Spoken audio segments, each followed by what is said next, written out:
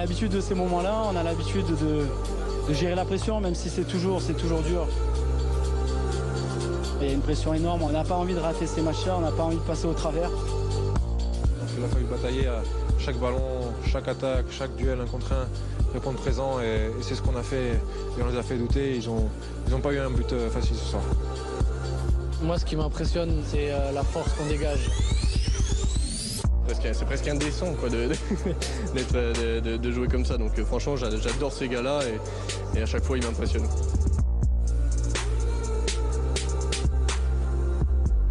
On a su aller chercher cette belle victoire. On a réussi à arracher cette finale. Franchement, c'était héroïque.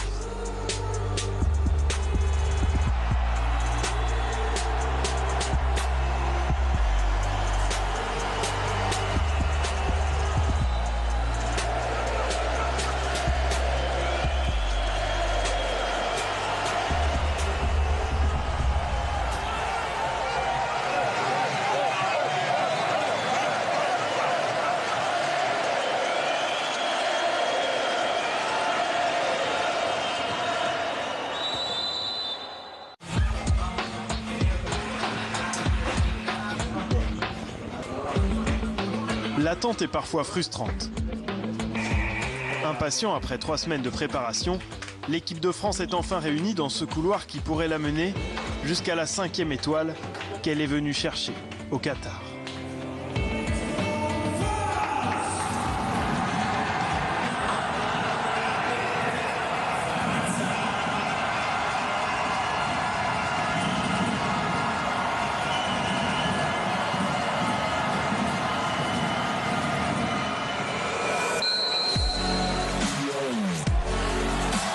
Rapide, incisif. Le ton est donné par les champions d'Europe dès les premiers instants de ce mondial.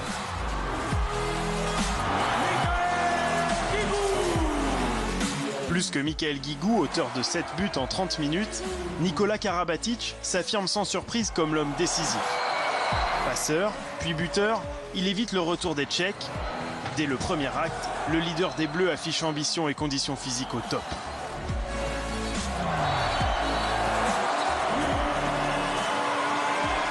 L'envie de jouer qui dégage, il dégage vraiment un truc en ce moment qui apporte beaucoup à l'équipe de France, donc il faut continuer à utiliser ça. Nico est toujours très performant, en plus sur des grosses compétitions. Il a un volume de jeu énorme, il a la passe au shoot, en défense, et il arrive à maintenir un niveau de performance très élevé. C'est vraiment quelqu'un qui a pris une dimension et sur le plan individuel, qui a étendu son registre, et sur le plan collectif, qui est vraiment en train de devenir le chef de meute qu'il était par l'exemple précédemment. Et là, il est en train de le devenir parce qu'il assume son rôle de leader et il l'utilise tous les jours et il est très exigeant sur le jeu, la réalisation. Dans ce match maîtrisé, Quentin Mahé porte pour la première fois le maillot bleu en championnat du monde, 20 ans après le titre de son père Pascal, défenseur de l'équipe des Barjots. C'est toujours un truc que j'avais voulu, quoi. C'est un rêve, c'était un rêve de faire partie d'un championnat du monde. Et je sais pas, c'est peut-être un peu bizarre, mais c'est toujours été une évidence de faire partie d'une aventure comme ça. Donc forcément, je suis honoré, forcément c'est immense pour moi de faire partie de l'équipe sur un championnat comme ça. Mais ça n'a pas été un match spécial. C'est un terrain de hand, il fait 20 x 40. Je joue à l'aile, je tire. Entré en jeu en seconde période, le joueur d'Hambourg est à 100% de réussite devant le but. Une performance entachée de 2 exclusions, pas vraiment appréciée par Claude Onesta. On a envie d'aller de l'avant quand justement on a cette petite chance de prendre des responsabilités, on la prend peut-être un peu trop. Les gars, ne reprenez pas de minutes. Restez concentrés. Il y a eu 2 boulettes qui n'auraient pas dû avoir lieu. Et c'est bien de les faire avant, quoi. En prépa, il m'était arrivé 2-3 trucs aussi que j'aimerais ne pas refaire à partir de maintenant.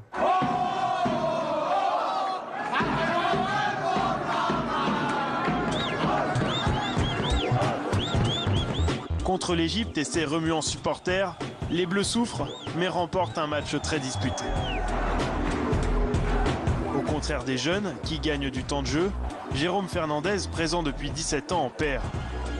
Le sélectionneur a annoncé préparer l'avenir. Le capitaine voudrait lui voir Rio et les Jeux Olympiques de 2016. J'ai pas de garantie sur le fait que dans 1 an et demi, il sera aussi bon qu'il n'est aujourd'hui. Je dis également qu'à pratiquement 40 ans, on a du mal à enchaîner des matchs tous les 2 jours. Moi, mon ressenti, c'est que c'est plus facile aujourd'hui de jouer un mondial en jouant tous les 2 jours que par le passé où on faisait les 5 matchs en 6 jours sur les matchs de poule. Même quand j'avais 30 ans, on a le temps de récupérer, de se repréparer pour le match d'après. Moi, je me sens très très bien dans mon corps, dans ma peau. Je suis très en confiance. J'ai le sentiment que je dois engager la transmission pour que véritablement la nouvelle génération soit déjà opérante et efficace au jeu.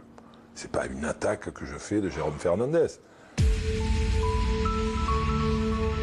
France-Islande sera le premier match contre une équipe majeure. Daniel Narcisse, blessé au mollet depuis le début du tournoi, est opérationnel. Son retour sera plus intensif que prévu. Menés, agressés, les Bleus semblent sans solution. À la mi-temps, c'est même l'Islande qui mène au score. Il reste 30 minutes, on s'en fout de ce qui s'est passé. Et ces mecs-là, ils sont pas meilleurs que nous.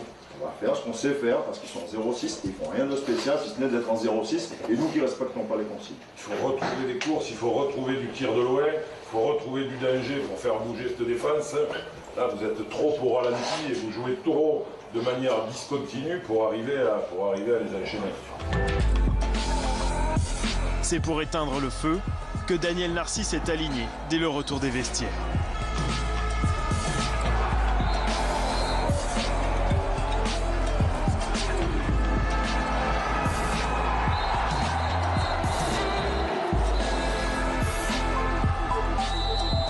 Évidemment prêt à jouer, mais pas forcément de jouer autant. C'est vrai que j'étais là pour essayer de retrouver le rythme, d'essayer d'avoir de bonnes sensations sur le terrain. Allez, ne pas faire les changements, allez, le ballon, mettez-les sur le rythme. Ça va? Allez, on continue. Dans le jeu, j'ai tout de suite retrouvé mes affinités, mes automatismes avec les joueurs. Le fait que Daniel revienne, ça rajoute une rotation de plus au centre. Donc, ce qui permettra aussi de faire souffler Nicolas. La performance du Parisien vient soulager Nikola Karabatic et Cédric Sorindo, un duo qui semble parfois porter l'équipe de France à lui seul, notamment en attaque.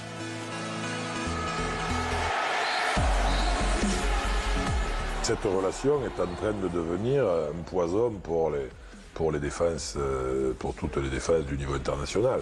On se connaît très très bien, on se trouve les yeux fermés, je travaille beaucoup avec lui sur son placement.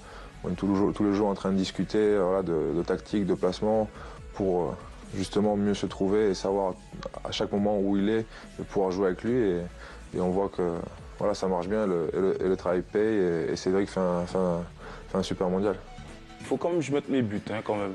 Donc bon voilà, comme je dis, voilà, je prends plaisir à partager ça avec lui et avec l'équipe et tant mieux si c'est un plus pour l'équipe. Contre l'Islande, plus que le jeu produit par les Bleus, c'est l'arbitrage qui fait débat. Après 2 fois 2 minutes passées sur le banc, une 3e exclusion pour une simulation loin d'être évidente envoie le numéro 13 finir le match au vestiaire. Coup dur pour l'équipe de France, coup de gueule énorme de Nikola Karabatic et de tout le clan tricolore.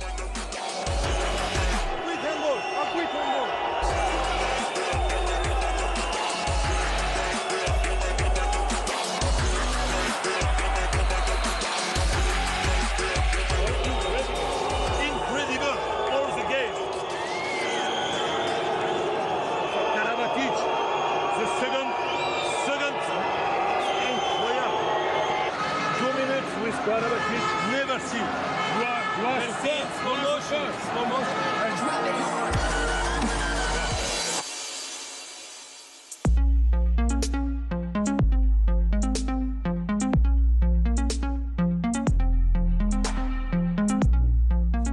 La courte nuit qatarienne a régénéré les esprits. Le lendemain, les Bleus rencontrent leurs supporters au cœur de l'ambassade de France. L'occasion pour tous de dédramatiser la rencontre de la veille.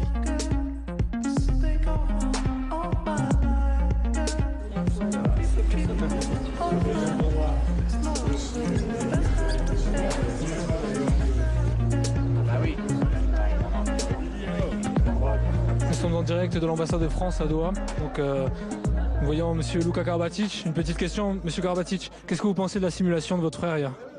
Je l'ai revu à la vidéo, il y a quand même un petit contact sur le visage, donc simulation, je trouve ça un petit peu difficile, ouais, même beaucoup difficile. Et par rapport à la sanction arbitrale des 2 minutes? Ouais, difficile, surtout que c'est prendre une troisième fois 2 minutes sur une action comme ça, je pense que c'est rare dans le handball prendre 2 minutes en attaque, mais bon, c'est comme ça, les arbitres font leur travail, on a rien à dire. Et est-ce qu'ils viennent pas du foot, ces arbitres? Non, ils ont cru que Cristiano Ronaldo, il avait fait une... Ah, je sais pas, c'est compliqué.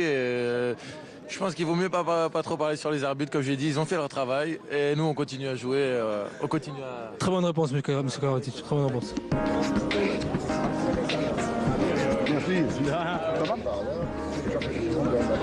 Avec nos supporters, c'est cool. Merci. Pas d'une connerie, c'est ce que je ressentais sur le moment. Dans le handball, il y a des choses extérieures au terrain, techniques à la tactique, qui peuvent des fois être très déroutants, mais c'est comme ça, c'est notre sport. Je pense que je me souviens de tout ce qui s'est passé après. J'étais je pense très énervé et il fallait que je passe un petit peu mon énervement, donc il m'a fallu bien 20-30 minutes pour me calmer, mais c'est comme ça. L'injustice m'a toujours énervé, donc encore plus quand ça te touche personnellement. Et maintenant, il faut relativiser et passer à autre chose. Enfin heureux de retrouver les terrains. Ah oui, mais c'est ça. Mais c'est pas ce que tu aurais posé comme question, toi. Tout le monde a posé la même question. Ah bah alors, t'as vu, c'est journaliste. Ok, je peux. Mais là, voilà, je suis journaliste, en recherche de travail.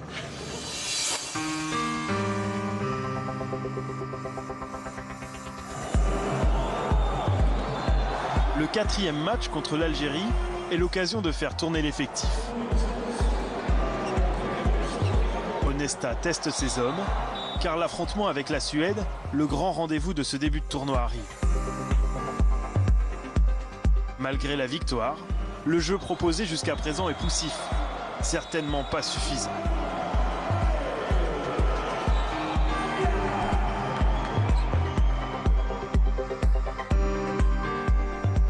En tout cas, il faudra en faire plus déjà contre la Suède, et c'est un peu notre 16e de finale à nous.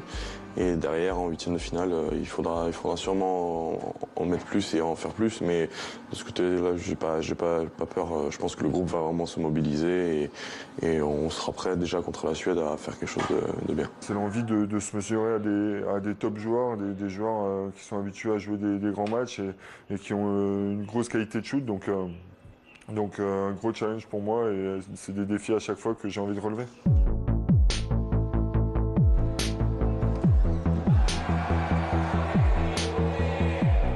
Ça y est, après un début de tournoi moyen, Thierry Omeyer est de retour à 100%. C'est un signe qui ne trompe pas.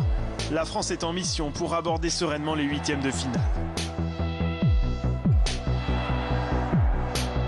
La Suède, qui se dresse face à l'équipe de France, est loin des standards historiques. Pour s'imposer, les Scandinaves appliquent une défense concentrée sur Karabatic. Il fera intelligemment tout le match en retrait, sans marquer le moindre but. Sur le match contre la Suède, j'ai eu une défense stricte. J'ai raté 3-4 tirs, c'est vrai. Après, ça n'avait rien à voir avec le type de défense. Mais sinon, le reste, j'ai fait un bon match. J'ai essayé de jouer pour mes coéquipiers, d'adapter le jeu. Et au final, on gagne. J'étais très content. Et qu'on gagne, et que je mette 10 buts ou que j'en mette pas, pour moi, l'important, c'est de gagner et qu'on soit bons tous ensemble.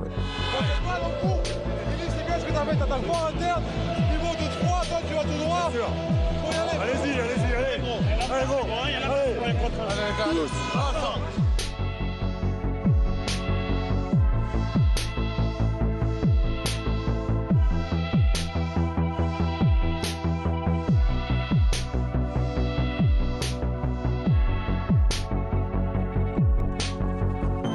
défaut d'être performants, ils étaient courageux.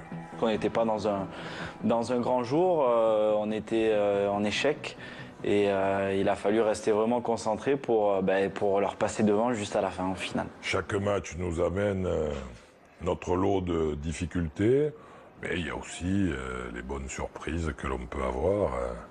On a retrouvé un Guillaume Joly efficace, au moins dans le secteur du penalty.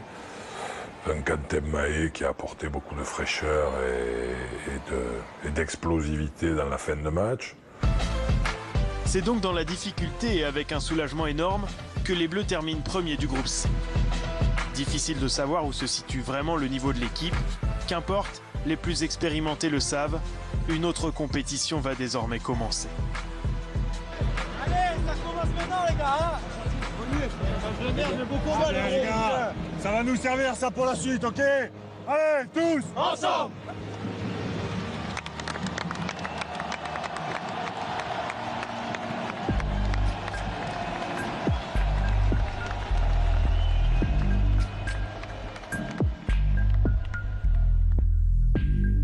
C'est maintenant que ça commence.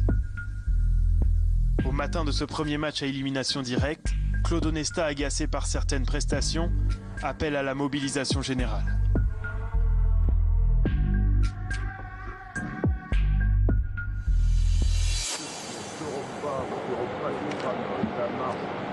montreront pas toute la qualité et la capacité qu'ils peuvent apporter à la voiture, ils vont quitter la voiture.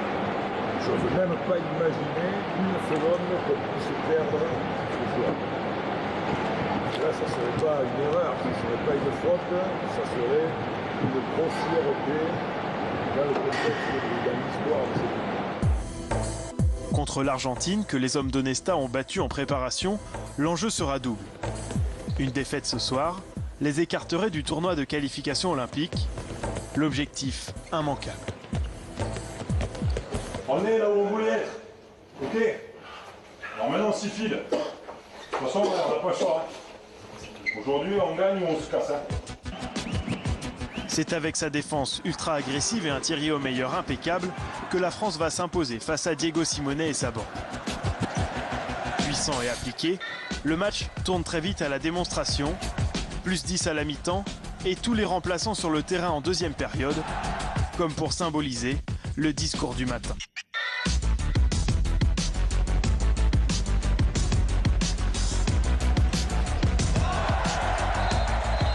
C'est vrai que quand on arrive à faire le boulot d'entrée de jeu et de creuser l'écart, après on peut donner du temps de jeu à tout le monde peut s'exprimer, tout le monde peut prendre du plaisir et en plus on peut souffler, nous ceux qui commençons le match, donc du coup c'est une bonne chose et c'est un peu un bon signe quand tout le monde est sur le terrain à la fin. Tout le monde a joué et tous les joueurs de champ ont marqué. Les observateurs diront même que c'était trop facile. Je pense que les gens, les médias, pensent que le handball c'est un sport facile. Je pense que le handball c'est facile de gagner, d'arriver, on s'appelle juste l'équipe de France, on met le maillot et on va aller au bout, mais c'est pas le cas. L'équipe de France de foot arrive en quart et tout le monde est heureux. Et nous on est là, on est en quart, on est heureux. Ce qui arrive de plus, c'est que du bonus. Et donc voilà, les gens il faut comprendre que c'est pas un sport facile. Difficile de croire que ce groupe peut se satisfaire d'une qualification en quart de finale. Pour continuer dans la compétition, il faut maintenant battre la Slovénie et son contingent montpelliérain que les Bleus connaissent bien, notamment Dragan Gajic, meilleur buteur du mondial.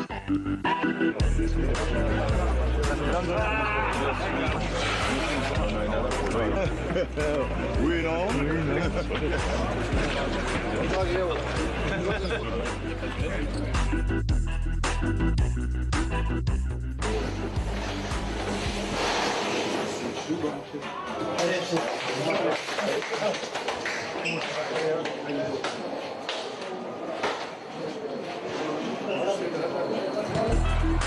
Face à une équipe qui mise tout sur son jeu rapide, la rencontre est étrangement similaire à celle du 8e de finale. Barachet, Sorindo, les frères Karabatic et Omeyer ne laissent rien passer Et dès la 10e minute, les Slovènes comptent déjà 5 buts de retard. Première mi-temps, ça a été un peu le même scénario. C'est vrai que si ça pouvait être comme ça à chaque fois, on signerait tout de suite. Mais c'est vrai que 2 fois d'affilée, déjà, c'est énorme. On a vraiment fait une grosse première mi-temps. On est vraiment bien entré dans notre match. On a été agressif dès le début, avec un très bon Titi derrière.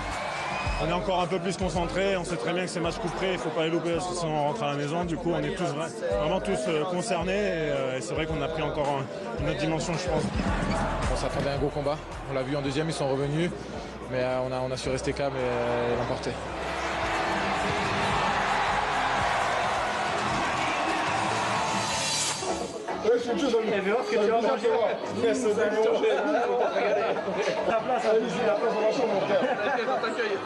Lucas Ballot, blessé avant le mondial, rejoindra Doha pour vivre la demi-finale face à l'Espagne. Son remplaçant, l'arrière Valentin Porte, a largement rempli son rôle malgré les doutes. Comme en 2014 à l'Euro, tout lui réussit en 2015, à seulement 24 ans. J'ai été formé à l'aile, j'ai bien bossé pendant la préparation pour être performant dans ces moments-là. Je suis plutôt content de moi. Maintenant, les matchs très importants vont arriver face à des équipes où ça va se jouer, à mon avis, à quelques détails. Parce que c'est vrai que quand on mène plus 10 et qu'on loupe un tir, c'est pas très grave. Mais quand il y aura match nul et que j'aurai le ballon, est-ce que ça sera toujours aussi efficace? Donc c'est les questions que je vais me poser et on verra dès demain parce que l'Espagne reste une très grosse écurie. L'Espagne, c'est le genre d'équipe que personne ne prend à la légère. Dans le groupe France, on ne parle que de combat. Car si les 8e et les quarts de finale ont été négociés facilement, il y aura, quoi qu'il arrive, des moments difficiles contre la Roja. En évoluant quotidiennement avec certains, ils me connaissent comme je les connais, donc ce sera une belle bagarre et en espérant que je sortirai vainqueur de tout ça.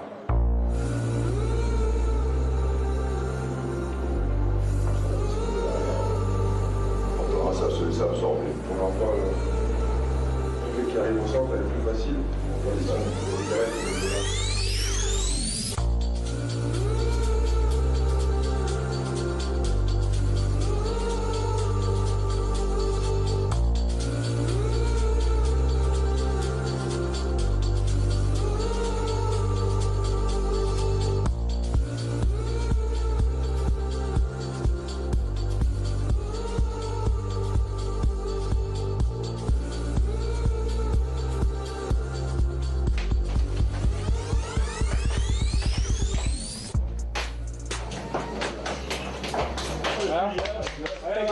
Lâchez là, lâchez là, oh. Pas histoire de... On garde rien pour demain, c'est aujourd'hui qu'on donne tout.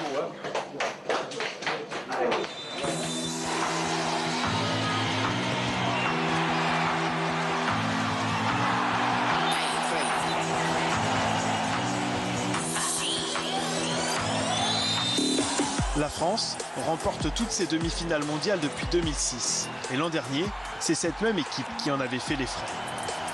Le parfum de revanche qui envahit la gigantesque enceinte de Lusail va embraser une première période tout en intensité que les cadres de l'équipe de France parviennent à maîtriser.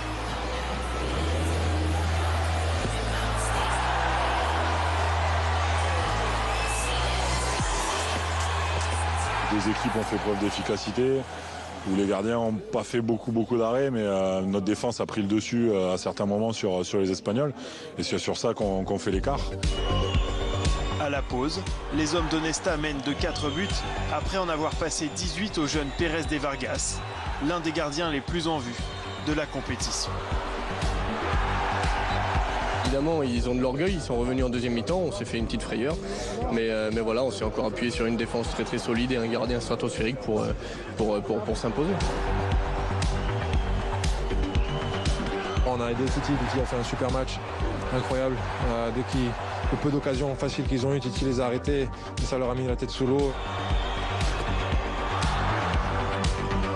Je crois que les deux équipes en deuxième mi-temps ont eu du mal sur attaque placée. On a bien défendu, ils ont bien défendu. En fin de match, puissance et maîtrise tactique font sombrer les Espagnols qui ne marqueront que 2 buts lors des 12 dernières minutes. Pas de 2 minutes, pas de 2 minutes. Una falta a robar. Que tiene cualquiera de los dos. Pero con esto robamos. Si robamos y metemos 6-0, ¿vale? Vamos, on est prêts tous les deux. Je répète,